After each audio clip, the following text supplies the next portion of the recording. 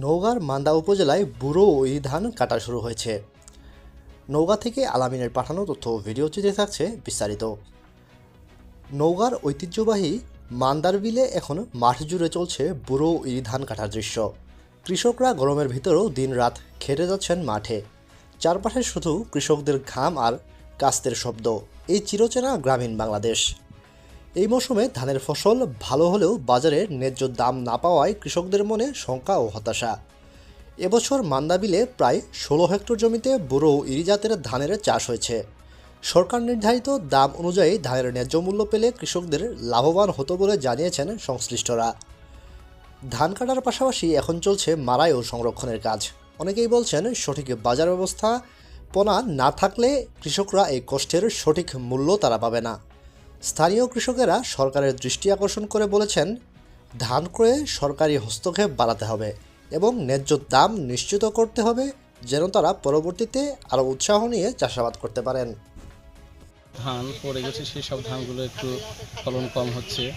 আশঙ্কা হচ্ছে কখন আকাশে বৃষ্টি নামে। মান্দার বিল এমন একটা পর্যায়ে যে একদিনের বৃষ্টিতে বন্যা হয়, তখন ধান তোলা খুব কষ্টকর হয়ে যায়।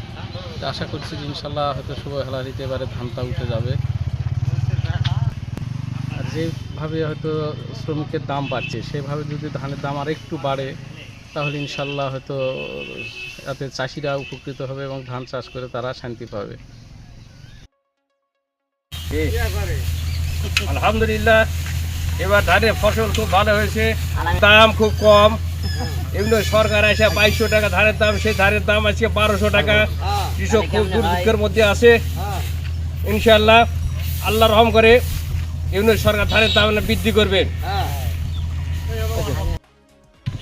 ৬০ টাকা ধানের ওজন ২০ মণ হারে বিঘা প্রতি যাচ্ছে। নওগাঁ থেকে কুষ্টিয়া যাবে।